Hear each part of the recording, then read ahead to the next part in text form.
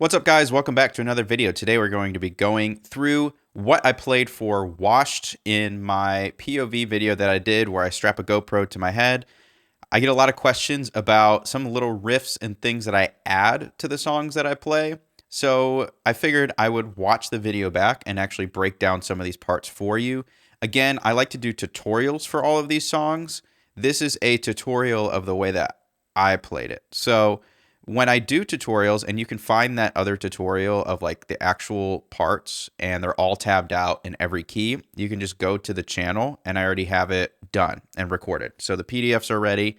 If you want access to those patches or the patches and the tabs, all you have to do is go to the link in the description below. It is a 7-day free trial, so you can basically join for free and get access to all of that. What I mentioned was the patch.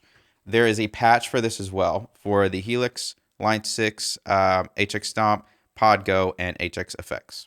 So if you have any of those units, the patch is also in the same group. It's called the Worship Guitar Mastery Group. And when we reach 1,000 members, the price is going to increase. But if you join now, it'll stay the same forever, for as long as you stay. And we're getting closer and closer every day. I believe we're at 650. And we've been growing at about 150 new members a month. So by the time you're watching this, the price might be raised. So you might want to click the link in the description and get access to all of this stuff. So without further ado, let's dive in. Let's go.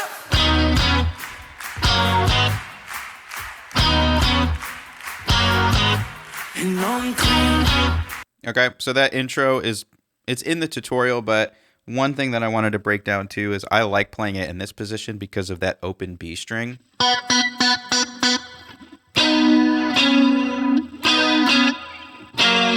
And again, all of these are tabbed out, so if you want to dive deeper and get it optimized for every key, just click the link.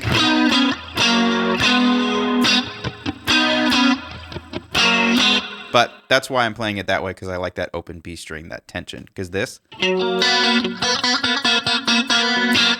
sounds cool.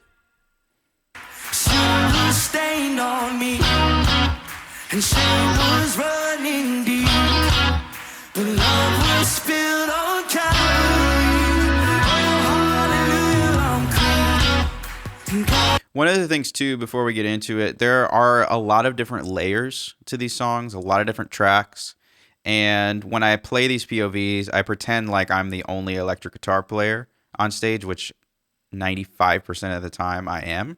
And when I do that, I have to pick certain parts that I want out of all of the guitar tracks and put them into one playthrough, which is what this is.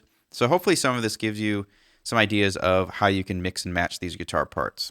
How can it be? I'm ransomed and redeemed, and standing in your victory. Oh, hallelujah, I'm washed in So right there, blood.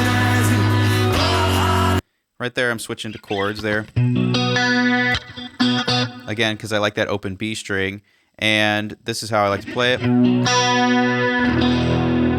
Right there is what's called an E5 chord. I like playing it that way, and I know this part really wasn't in the tutorial, I don't think. But instead of playing an E like this, playing it like this. So you're barring the A and D string on the 2nd fret, and then adding ring finger, G string, 4th fret, and then open strings throughout. It's a great way to stay in this position on that 2nd fret versus otherwise going this way. Now what I can do is play all these chords in one spot.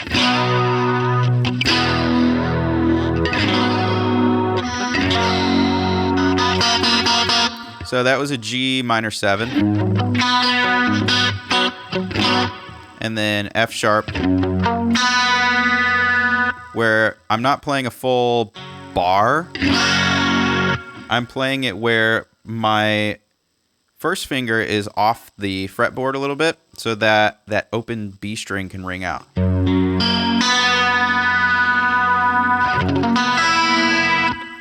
Ideally, you don't want to get that open E because it doesn't go with the chord very well, but if you can get that B string,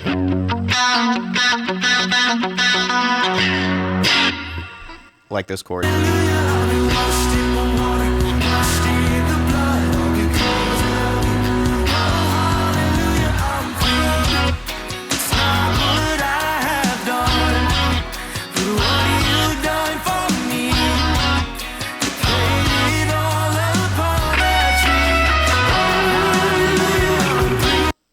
So that part, I try to stab every once in a while. This is the helix patch. And I believe it was... I think I used this one. So added distortion to get that and reverb. So when we go back, what I played there was a triad there, little arpeggio.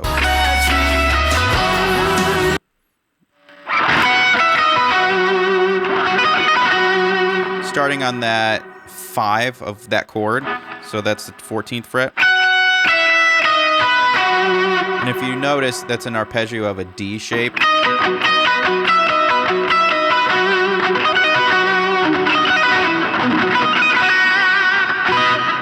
So that's how I played that.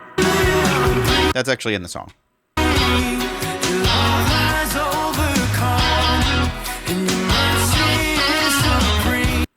Right there is going back to this part. Just a little ad lib there. If you didn't know, the pentatonic box is right here in B, starting that 4th fret. And yeah, I basically just did a slide and a slide back.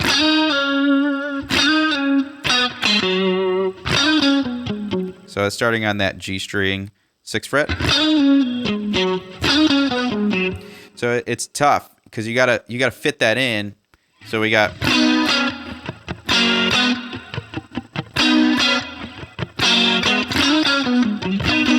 you got to get up there. So that's how we fit that in there.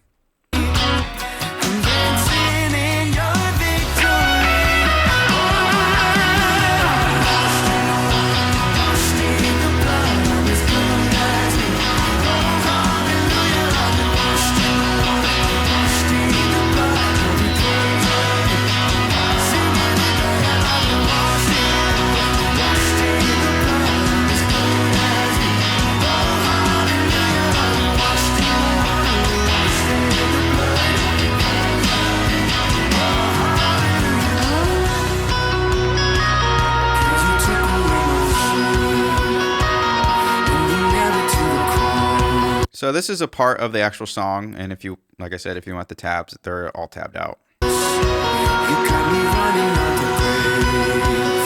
Oh, hallelujah, here I come.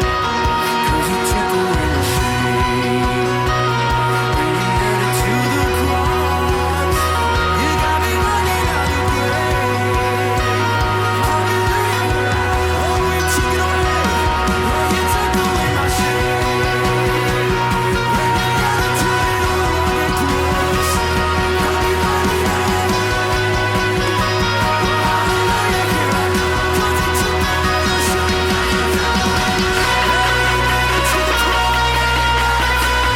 Right there, kick on that overdrive.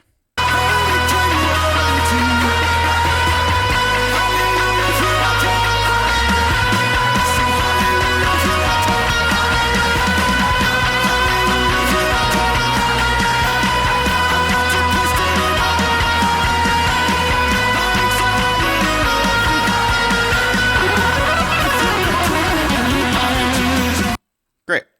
Cool. Finally something I can go through. So we've got that bridge lead going on.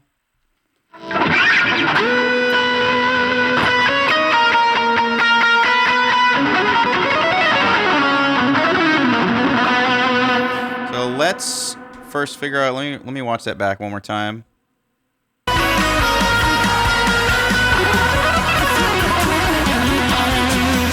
So we've got the... So there are 2 boxes happening right there. We've got... And if you know what I teach in the Worship Guitar Mastery group, I break up the guitar in different boxes. And I learned this from Lincoln Brewster, where you have kind of this mid-rangey box, your lowest box. And then you have a mid-rangey box. And then you have a high one. The reason why we do that, number one, is it's tough to just cold memorize the whole fretboard. So you have to break it up into chunks, but when you do that, now you can play in basically any pitch register on the guitar and have a low, middle, and high that you can work from. And so that run happens in that middle box.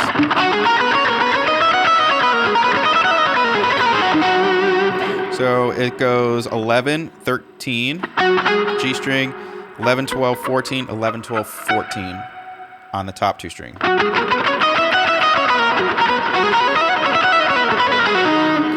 And one of the things that I talk about when I do fast runs like this, I have a low point and an end point, a starting point and an end point, where I know the top of my section.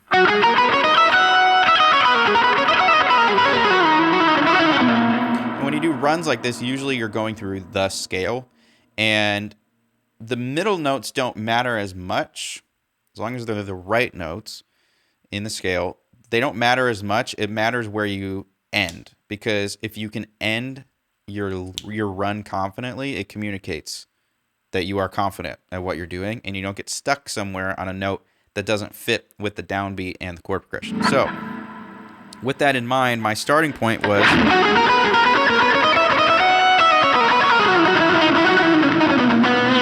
and so where I ended, I shifted that whole shape down.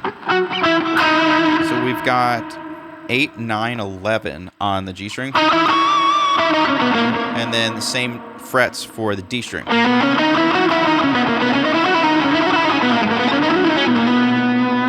So it's nice because it's pretty repetitive as far as what your fingers are doing.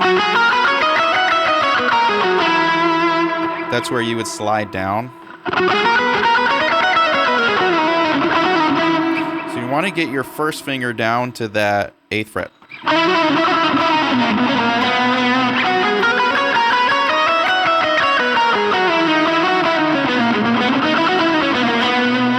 I think, where did I end?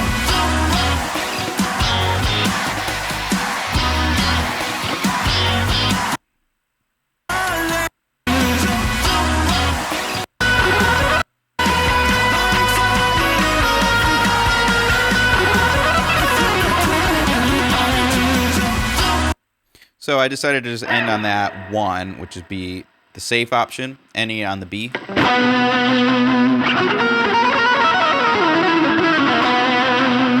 then going back into the outro.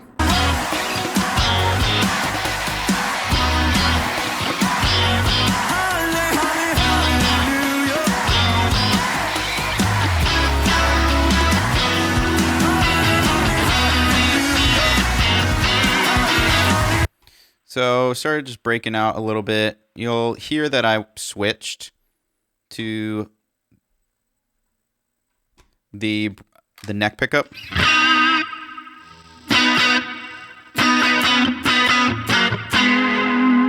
That's another spot where you can play that, and I think the original might be played there.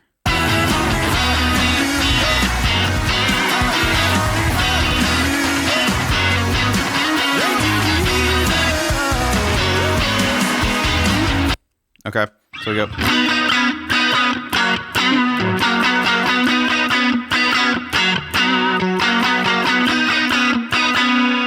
So that shape is on the G and B string 4th fret. And then on the B string, you go down to the 2nd fret.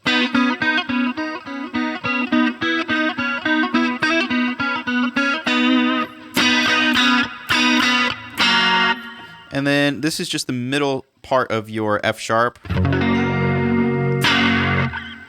I just played, but it's just the D and G string. So you're just going from the G string to the 3rd to the 4th.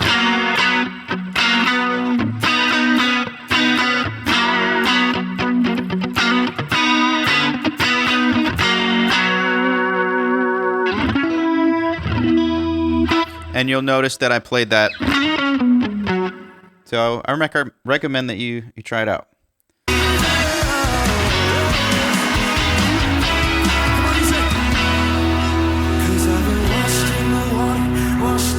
Okay, so we got the, which is part of the normal part.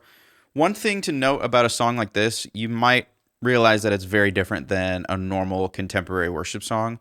And part of this is there's so much going on that it's important to be more choppy and allow gaps in your playing to create that effect, because when you're playing, and especially when you have a drummer, the drummer is hitting and filling so much. So you're playing off the drummer and the bass and all of the other instruments that are going on. And so it's important to make sure that your parts have breath and some space in them, because otherwise you're just going to be strumming like normal, and adding some of these choppy parts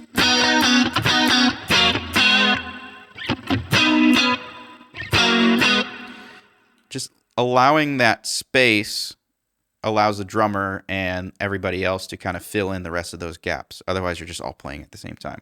And so when it comes to layering, there's cool panning and you got your toms and all of that. So just keep that in mind as you're playing. It's different than the normal attack for contemporary stuff with tons of reverb and delay. This is more kind of that funky blues vibe.